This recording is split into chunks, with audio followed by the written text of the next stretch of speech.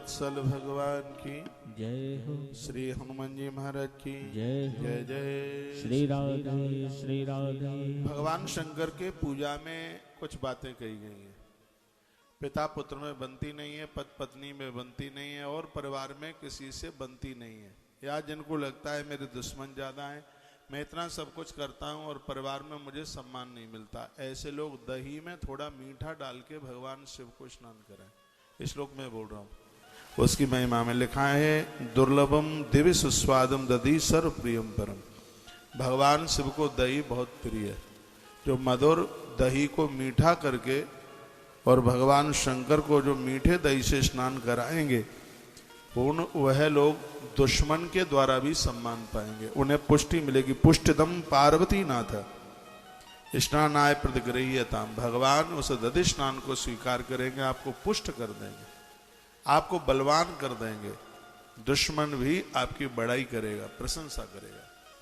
भगवान भोलेनाथ को दही से स्नान कराने की इतनी बड़ी महिमा है। भगवान शिव को श्वेत वस्त्र बहुत प्रिय है। नहलाने के बाद उन्हें सफेद धोती या गमछा उन्हें पहनाइए, कितने प्रसन्न होते हैं। उसके लिए मैं उसके लिए भी एक महिमा में मैं एक श्लोक बोल रहा हूँ कि वस्त्राणि पटकुलानि विचेत्राणि नवानि च।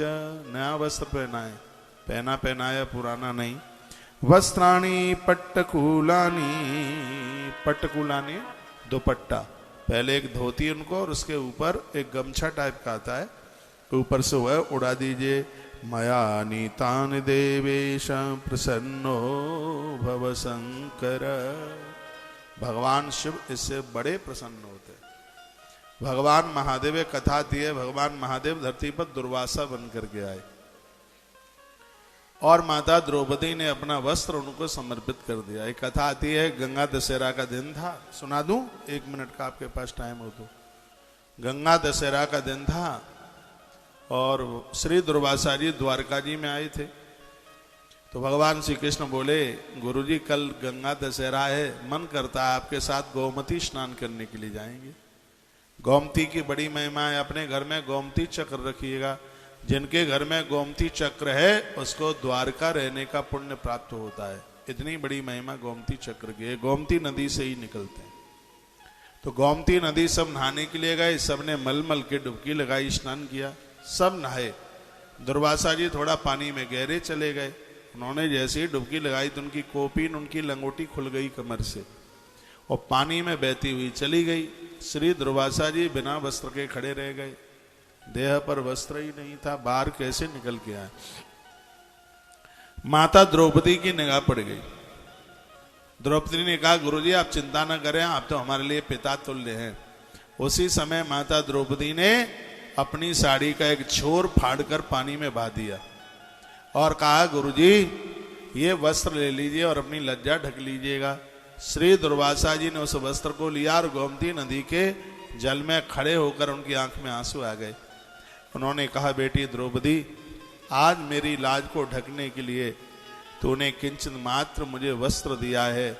आज मैं गोमती नदी के मध्य में खड़ा होकर तुझे आशीर्वाद देता हूं, कभी तेरी लाज के ऊपर आंच आएगी तो स्वयं द्वारकाधीश तेरे लिए वस्त्र अवतार धारण कर लेगा।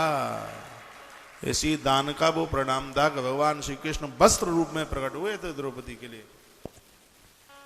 प्रकृति को आप जो भी कुछ देते हैं, ये रूल है प्रकृति का, वो अपने पास नहीं रखती, सब आपको वापस दे देती है। धरती में आप किलो में बीज डालते हो, धरती माता आपको कंटलों में वापस करती है। आप कहते हैं उसका मकान ऐसा है, उसकी दुकान ऐसी है, उसके पास पैसा इतना है, उसके बच्चे इतने बढ़िया। ये क्या है? पूर्व में किए गए कर्मों का परिणाम है। अच्छे काम किए तो उसके अच्छे परिणाम मिल रहे हैं।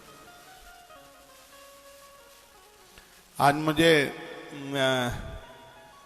दिल्ली एयरपोर्ट पर भाई सरदार रोमी, जो वर्तमान समय में बड़े अच्छे